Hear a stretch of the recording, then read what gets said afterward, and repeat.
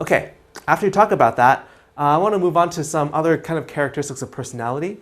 What are some other ways people kind of describe personality? We talked about one earlier, like type A and type B, that people who are type A are more controlling, they're more, they pace faster, they talk faster, they eat faster, so on and so forth. Let's look at some other ones. The first one is personal control. It's another term for this is locus of control.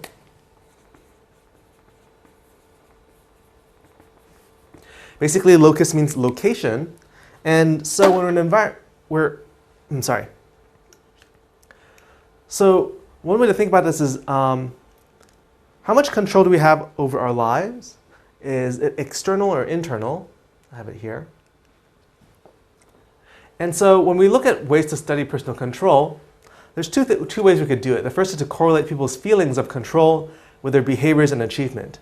So again, you come in and fill out a survey about how much control you have in your life, and then we see the outcomes. Another way is to say, we experimentation, by artificially raising or lowering people's sense of control and seeing the effects. So imagine that you have a high control of your environment. You could control the outcome. There's like light switches, there's like volume controls, and we ask you what you want to do for dinner, for example. So that's a situation of high level control. And we always find that when people have high levels of control, it's kind of correlated with positive outcomes. Those who think that they could control their lives have higher self-efficacy, they believe they could succeed, they're more likely to succeed, and they have like higher levels of self-esteem. So again, there's two kinds of control, the internal and external. People who are high on internal locus of control believe that they have a high ability to change and influence their outcome, right? People with a high external locus of control believe that they have very low control of the outcome, and the level of control comes from outside. What controls it? Maybe your parents, maybe your friends, maybe the government, maybe just chaos and randomness. These are things that kind of change and affect the way we see the world. And so there is, however, I've been talking about like, oh, having high internal self-control is a good thing. There's been some research recently that came out that maybe gives a different story. I'll give you the kind of the positive outcomes first. There's been a lot of research that interviewed people with terminal illnesses like cancer and say how much hope they had and how much control they have in fighting the disease. Those who think that they fought it more, who have a higher internal locus of control, who think they can fight it more, are more likely to actually beat cancer. They're more likely to rehabilitate faster and to successfully go through chemotherapy. So even people with kind of high levels of illusions of control of their lives, because cancer really is kind of beyond us, have better outcomes. On the second hand, having too much internal control is kind of a bad thing. It kind of says that, well, when you succeed, that's all you. However, when you fail, it's kind of because you don't want it enough, that you haven't tried hard enough to get it.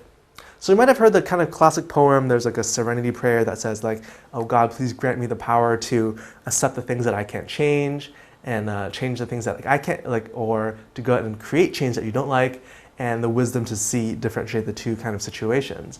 And this is really what we're talking about, is having too high internal locus control might actually be a bad thing, because then you attribute all the negative outcomes to your own behavior. So for example, right now there's a recession going on in America, and you might lose your job. And it's not because you're doing a bad job or you're a bad person, you're highly qualified, it's because there's a larger societal force, invisible force, that created a situation where you're unemployed.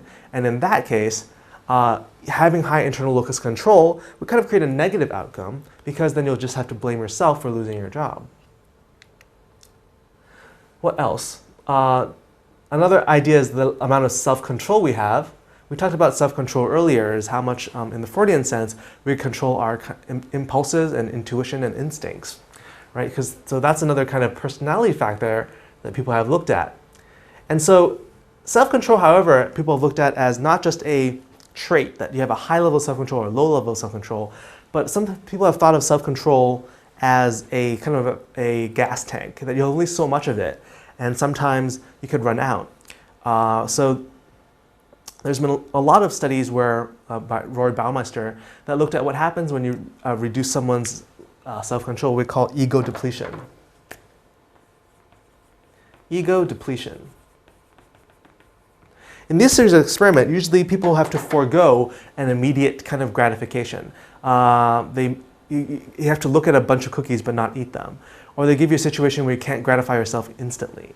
And so you have to self-control, like you have to spend more time controlling your impulses.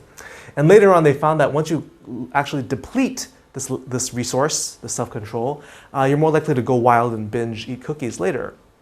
So they perceive of self-control as a valuable resource, fossil fuel-like resource.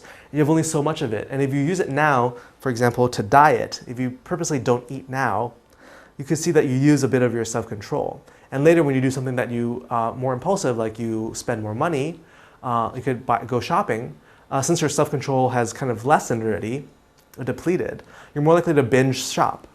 So there's a lot of research like that. That's another personality characteristic. What else do we have? The idea of learned helplessness. This is another idea of locus of control. So basically, people who have a high external locus of control, people who believe they can't control the environment, can actually get learned helplessness. I'll briefly discuss what it is. Learned helplessness, like it says, is basically an idea that you internalize your failures, you internalize your lack of control, and you believe that nothing you do can actually change your environment. So you have a series of uncontrollable bad events that leads to your perceived lack of control, and over a series of time, you generalize this helpless behavior, and you believe that there's nothing you can do to change the future. This is a kind of usually people with depression lapse into this cognitive thought that they can't really control their environment. Okay. Here's some other kind of personal controls issues: optimism and optimism versus pessimism. So this is the idea that optimism, whether you think the future is rosy and things are coming up, that you're going to get your way, things are going to succeed, is different from pessimism. This is the idea that you might perceive things as you're more skeptical, things are more likely to fail, how those two interact with each other. So there's a lot of research based on optimism and the kind of outcomes that optimism have. The first one is optimists generally have better kind of health outcomes. They're more likely to have, what I have here, a better outlook on life. They're more likely to, here's some health ones, is they have a better immune system, and they have outlived their pessimists. Like I talked about, people with high levels of self-control, illusions of control, are more likely to live longer when they have kind of terminal illnesses like cancer. However, there is an effect of excessive optimism, unrealistic optimism, and when you have that, it seems like that you set yourself high so much for success that you might actually crash later, right? So when you think that you're going to achieve this much high because you're so awesome, and you actually achieve this much, there's this gap. And you'll never be satisfied because the gap between optimism and realism is so high. And finally, there's optimism of the research on incompetence. Basically, it says that sometimes people are so optimistic that they overestimate their own abilities. And not only do they overestimate their abilities, they can't even recognize that they don't have that ability. So it's kind of saying they're so incompetent, they don't know they're incompetent. So knowledge really comes at a price in this term of incompetence and high level of optimism.